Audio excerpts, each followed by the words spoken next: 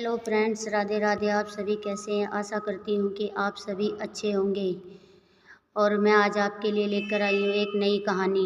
किसी गांव में एक बुढ़िया रहती थी जिसकी एक बेटी थी जो कि शादी के लायक हो चुकी थी। बेटी का नाम था भारो।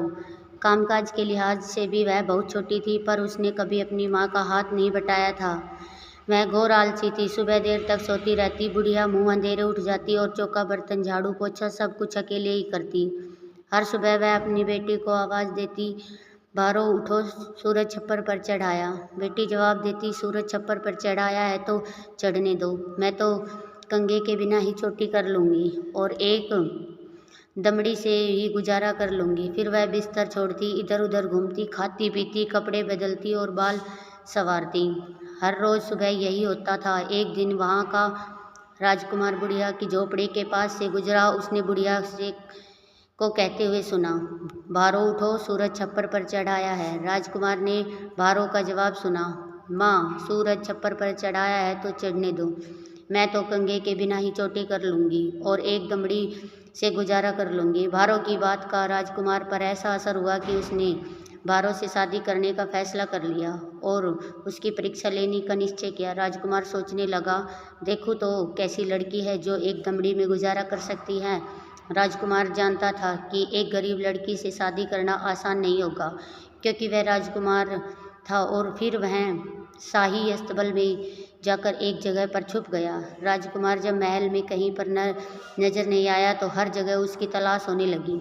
शाम को घोड़े को खिलाने के लिए चने की बोरी लिए हुए कुछ दासियां अस्तबल में आई। राजकुमार ने देखा कि वह सारा चना खुद खा गई और घोड़ों के हिस्से सिर्फ छिलके ही आए। राजकुमार आप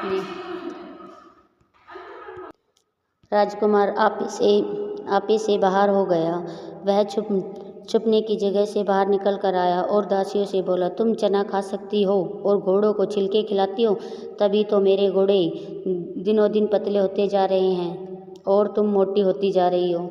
दासियों ने जैसे उसकी बात को सुना ही नहीं। वे एक साथ चिल्लाई, तो आप यहाँ पर है राजकुमार, आप यहाँ पर क्या कर रहे हैं? आपको ढूंढते हुए सैनिकों ने राज्य का चप्पा चप्पा छान मारा और आप यहाँ पर अस्तबल में छिपे बैठे हैं। राजकुमार ने उन्हें धमकी दी कि अगर उन्होंने राजा को कुछ भी बताया तो वह उन्हें जान से मरवा देगा। लेकिन शरारती लड़कियों ने उनकी धमकी का बिल्कुल भी ध्यान नहीं दिया। वे खी करती हुई वहाँ से भागकर राजा के पास गई और कहने लगी, महाराज, आपको एक बात बताए या दो? राजकुमार का पता नहीं चलने से राजा काफ़ी परेशान था। उसने दासियों को फटकारते हुए कहा, क्या फिजूल की बातें करती हो? राजकुमार के बारे में सोच कर परेशान हूँ और तुम्हें खाने और चिल्लाने के अलावा कोई और काम ही नहीं है। दासियों ने कहा, अन्नदाता सुनिए, तो हम बहुत ही अच्छी खबर लाई हैं। राजा बोला, तुम एक बात कहो या दो बात, पर जो भी कहना है जल्दी कहो। दासियों ने बताया कि जब वे अस्तबल में घोड़े को चना पानी देने गई थी तो उन्होंने वहाँ पर राजकुमार को लेटे हुए देखा। राजा तुरंत अस्तबल में गया। राजकुमार ने से पूछा, क्या बात है बेटा? क्या किसी ने तुम्हारा दिल दुखाया है? अगर किसी ने तुम्हें परेशान किया है तो तुम पर बुरी नज़र डाली है तो मुझे बताओ, मैं उसे कठोर से कठोर सजा दूंगा। पर तुम बताओ तो सही कि तुम्हारे साथ क्या हुआ। राजकुमार ने कहा, पिताजी, ऐसी कोई बात नहीं है। ना तो मेरे खिलाफ किसी ने हाथ उठाया है, ना पैर, और ना ही किसी ने मुझे बुरी नज़र से देखा। तो मैं तो बुढ़िया की बेटी से शादी करना चाहता हूँ। महाराज बोले, बस इतनी सी बात, तुम्हारी इच्छा अवश्य पूरी होगी। अब तो खुश हो, चलो चलकर खाना खा लो। राजकुमार अस्तबल छोड़कर राजा के साथ महल में आ गया। फिर पहले की तरह सारे काम करने लगा। बुढ़िया को बुलाने से पहले राजा ने राजकुमार को समझाने का प्रयास किया कि वह इस अस्तबल की इस बेबेल की शादी के बजाय बाज आ जाए। आखिर वह एक राजकुमार है और उसे एक दिन इस राज्य का राजा बनना है। गरीब लड़की से शादी करना उसे शोभा नहीं देता। परंतु राजकुमार बहुत ही जिद्दी था। उसने यहाँ तक कह दिया कि अगर उसकी शादी बुढ़िया की बेटी से नहीं हुई तो वह अपनी जान दे देगा। अब और कोई चारा न मिला तो राजा ने अपने सिपाहियों को भेजकर बुढ़िया को महल में बुलाया। अब सिपाही बुढ़िया के घर पहुँचे तो बुढ़िया के होश उड़ गए। उसने सोचा, मैंने ऐसी क्या गलती की है जो महाराज ने मुझे बुलाने के लिए सिपाही को भेज दिया। उसने बहुत सोचा, सोचना पर उसे कुछ याद नहीं आया। महाराज का आदेश तो जाना तो पड़ेगा ही। वह डरती कांपती हुई राजमहल में गई और सिर झुकाकर खड़ी हो गई। राजा ने बुढ़िया को बैठने के लिए कहा, लेकिन बुढ़िया ने बड़ी ही निम्रता से पूछ लिया, वह आज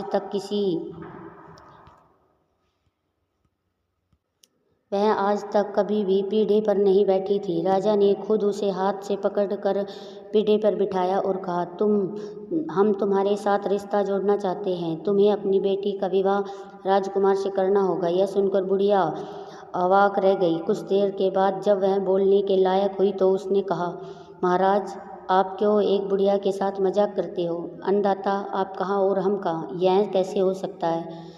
राजा ने उसे बताया कि यह कोई मजाक नहीं है। राजकुमार ने कहा है कि वह तुम्हारी बेटी भारो के अलावा दुनिया में किसी लड़की से शादी नहीं करेगा।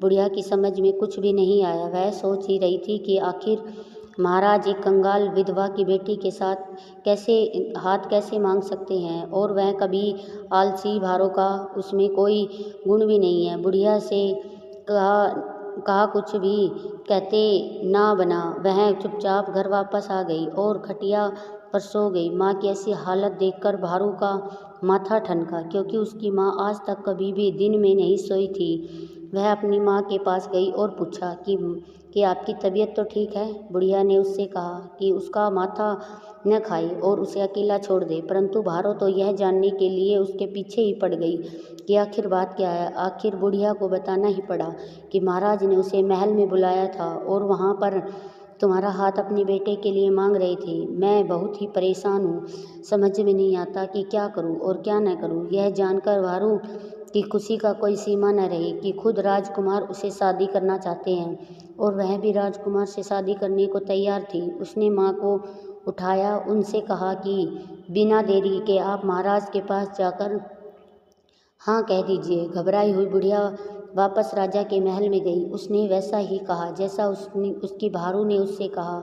राजा ने यह खबर राजकुमार को भिजवाई, जिसे सुनकर राजकुमार की बाछें खिल गई। राजा ने शादी की तैयारी शान से तैयारी की। उसने गरीब नातेदारों और पड़ोसियों को खातिरदारी के लिए जो बेचारी बुढ़िया के बन पड़ा उसने किया। गाजे बाजे के साथ शादी संपन्न हो गई। 2-1 महीने के बाद राजकुमार को भारो का कहा हुआ याद आया कि मैं एक दमड़ी में गुजारा कर लूँगी। उसने तुरंत भारू की परीक्षा लेने की सोची। राजकुमार ने अपने पिता से कहा कि वह अपने लिए एक पानी का जहाज बनवा दे, क्योंकि राजकुमार प्रदेश में जाकर व्यापार करना चाहता है। राजा ने कहा, बेटा, तुम्हें कुछ करने की आवश्यकता नहीं है। मैं अब बूढ़ा हो गया हूँ और चाहता हूँ कि तुम जल्दी से जल्दी राजकाज को संभाल लो। राजकुमार ने कहा, पिताजी, कुछ महीने के लिए तो मुझे जाना ही होगा। अपने बेटे की जिद के सामने राजा को झुकना ही पड़ा और वह मान गया। जहाज बनाने के लिए आदेश दे दिया गया। राजा के पास धन और आदमियों की कौन सी कमी थी। जिस जहाज को बनाने के लिए सालों महीने लग जाते हैं, वह कुछ ही दिनों में बनकर तैयार हो गया। जहाज का मुखिया मल्ला भी चुन लिया गया। सफ़र के लिए काफ़ी राशन की आवश्यकता थी, पर राजकुमार ने जहाज में थोड़ा ही राशन रखवाया। उसने भारो से कहा समुद्री यात्रा में वह भी उसके साथ चले। भारो को बिल्कुल भी आभास नहीं था कि उसके पति के मन में क्या चल रहा था। वह पति के साथ चलने को तैयार हो गई। अच्छे मुहूर्त में जहाज चल पड़े। वो चलते रहे जब तक कि जहाज किसी दूर देश तक तट पर नहीं पहुंच गया। लंगर डाल दिया गया। वे 2 दिन के लिए वहां पर रुके। जब राशन बिल्कुल ख़त्म हो गया तो राजकुमार ने भारो को जहाज पर अकेला छोड़ने की योजना बनाई। व्यापार के बहाने वह तट पर गया और मुखिया और मल्ला को अपने साथ ही ले गया। अब जहाज पर भारो बिल्कुल अकेली थी। भारो से आंख बचाकर उसकी साड़ी के पल्लू में राजकुमार ने आधे पैसे का सिक्का बांध दिया और उसका मोल 3 दमड़ी से अधिक नहीं था। राजकुमार, मुखिया और मल्ला जमीन के रास्ते से राजधानी वापस लौट आए। उनके जाने के कुछ घड़ी के बाद भारो को भूख लगी। वह जहाज के तहखाने में गई, जहाँ पर उसे खाने के लिए कुछ न मिला। उसने पूरा जहाज छान मारा पर कहीं पर भी खाने की कोई चीज़ नहीं मिली। पूरे दिन और रात उसे भूखा ही रहना पड़ा। अगले दिन वह सोच रही थी कि क्या करे और क्या न करे, तभी उसे लगा उसकी साड़ी के पल्ले में कुछ बंधा है। पारो ने गांठ खोल कर देखी तो उसे आधे पैसे का सिक्का मिला। वह सोचने लगी इसका क्या करे, तभी उसे एक बूढ़ा मछुआरा दिखाई दिया तो मछलियाँ पकड़ते हुए का जहाज के काफ़ी पास आ गया। भारो ने उसे आवाज़ दी, चाचा। मछुआरे को अचंभा हुआ कि जहाज पर कोई चाचा कहकर बुला रहा है। यह देखकर उसका आश्चर्य और भी बढ़ गया। आवाज़ देने वाली एक औरत है, मछुआरे ने सोचा। लगता है इतने बड़े जहाज पर वह अकेली है। मछुआरा जहाज के नज़दीक गया। भारू ने आधे पैसे का सिक्का उसकी तरफ उछाला और उससे आग्रह किया कि वह उसके लिए कुछ भुने हुए चने और चावल ले आए। बूढ़ा मछुआरा उसे मना न कर सका। वह तट पर गया और आधे पैसे से भुने चने और चावल लेकर वापस आया। उसने वह चने और चावल भारो की तरफ उछाल दिए। जैसे ही मछुआरा गया, भारो ने चने और चावल की पोटली खोली।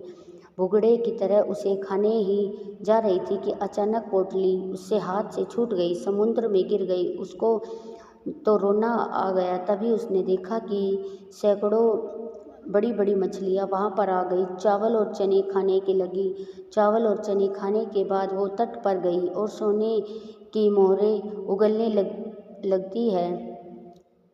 लगी। देखते ही देखते वहाँ पर सोने की मोहरों का ढेर लग गया। भारों को अचरज और खुशी का कोई सीमा न रही। वह जहाज से उतरी और सारी मोहरें जहाज पर ले आई। उसे एक दिन और भूखा रहना पड़ा। अब वह उस मछुआरे का इंतजार करने लगी। अगले दिन भी वह मछुआरा मछलियाँ पकड़ने के लिए आया तो भारों ने उसे एक सोने की मोहर दी और तरह तरह की खाने की चीज़ें लाने को कहा। इस काम को करने के लिए भारों ने उसे एक सोने की मोहर अलग से दी। अब भारों के पास खाने की कोई कमी नहीं थी। वह दिन भर बैठी बैठी खाती रहती। अगले दिन अब वह बूढ़ा मछुआरा वापस आया तो वह उसके साथ तट पर गई। 2-4 बीघा जमीन खरीदी। उसने अगले दिन बलिया, सहतीरे, ईंट, पत्थर और वह सब कुछ खरीदा जो महल बनाने के लिए चाहिए था। बूढ़े मछुआरे के लिए उसने एक झोपड़ी बना ली। स्त्रियों का पहनावा छोड़कर भारों ने पुरुषों का पहनावा पोशाक धारण कर लिया और झोपड़ी में रहकर निर्माण कार्य की देखरेख करने लगी। कुछ महीनों के बाद राजकुमार ने सोचा कि देख कर आता हूँ आधे पैसे के साथ भारों की कैसी कट रही है। सो वह नया जहाज लेकर अपनी पत्नी को देखने के लिए आया, पर पुराने जहाज में उसे भारों नहीं मिली और ना ही कोई और। उसने सोचा कि बेचारी डूब कर मर गई होगी। वह वापस जाने ही वाला था कि उसकी नज़र तट पर बने हुए आलीशान महल पर पड़ी। महल करीब करीब पूरा हो चुका था। उसकी उत्सुकता जागी। जहाज का लंगर डाल दिया। राजकुमार ने मजदूर का भेष बनाया और फिर वहाँ पर गया और काम मांगने लगा। बूढ़ा मछुआरा अपने परिवार के साथ वहीं पर रहता था और निर्माण कार्य की देखरेख में भारों का हाथ भी बटाता था। वह राजकुमार को भारों के पास ले गया। भारो मर्दाने कपड़े में थी, सो राजकुमार उसे पहचान न पाया, परंतु भारो ने उसे देखते ही पहचान लिया था। हालांकि भारो ने यह जाहिर नहीं होने दिया। उसने पति से अनजान आदमी की तरह बर्ताव किया और काम पर रख लिया। राजकुमार को भारी काम करने के लिए उसका मन नहीं माना, सो उसने इमारत की देखभाल का जिम्मा उसे सौंप दिया। भारो ने उसे अपने घर पर ही रखा। शाम को भारो ने नौकरों को आदेश दिया कि वह राजकुमार को उसके साथ ही खाना परोसे। राजकुमार ने मालिक के साथ बैठकर खाने से मना कर दिया। भारो ने आग्रहपूर्वक उसे पहले खाने को कहा क्योंकि वह एक पतिव्रता स्त्री थी और चाहती थी कि उसका पति पहले खाना खाए। ना चाहते हुए भी राजकुमार को पहले ही खाना पड़ा। अपने दयालु स्वामी का ऐसा विचित्र व्यवहार देखकर उसका मन उलझन में पड़ गया। कुछ ही दिनों में महल बनकर तैयार हो गया। महल की सजावट और जरूरी सामान खरीदने का काम भारो ने बूढ़े मछुआरे और राजकुमार को सौंप दिया। राजकुमार की पसंद ही अच्छी थी। उसने सबसे अच्छा सामान खरीदा, महल की खूबसूरती को चार चांद लगा दिए। महल जब पूरा बनकर तैयार हो गया तो भारो ने बाकी मजदूरों और कारीगरों को विदा कर दिया, परंतु राजकुमार को उसने कुछ दिन के लिए वहाँ पर रुकने को कहा। एक दिन भारो ने अपनी सबसे अच्छी साड़ी पहनी, बेशकीमती गहने पहने और श्रृंगार किया। फिर उसने राजकुमार को अपने कमरे में बुलाया।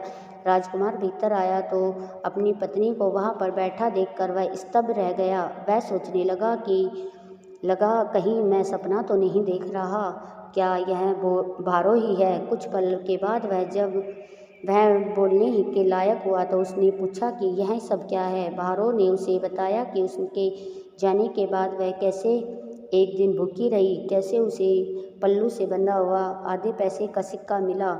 वह नहीं जानती थी कि वह सिक्का किसने बांधा, कैसे उसे उस सिक्के ने चने और चावल खरीदे और कैसे वह पानी में गिरे और मछलियाँ उन बुने हुए चनों को और चावलों को खा गई। कैसे मछलियों ने तट पर जाकर सोने की मोहरें उगली और कैसे उसने वह महल बनाया जिसमें वह अभी रह रहे हैं। अब कुछ कहने की बारी राजकुमार की थी। उसने बताया कि उसने भारो से शादी क्यों की और कैसे उसका इम्तिहान लेने के लिए उसने जहाज पर अकेली छोड़ गया। अब वह खुश था कि भारो जो कहती थी वह कंघी के बिना चोटी कर लेगी और एक दमड़ी में गुजारा कर लेगी, वह उसने करके दिखा दिया। उसके बाद उन्होंने नया महल बेच दिया और ढेरों मोहरों को लेकर अपने देश वापस चले आए। अपने राज्य पहुंचकर राजकुमार और भारो सुख से अपना जीवन बिताने लगे। तो दोस्तों, मुझे पूरी उम्मीद है कि आपको यह कहानी बहुत ही पसंद आई होगी। इस तरह की मनोरंजक कहानियों के लिए आप मेरे चैनल को सब्सक्राइब करें। वीडियो अच्छी लगे तो लाइक करें और अंत में बोले राधे राधे।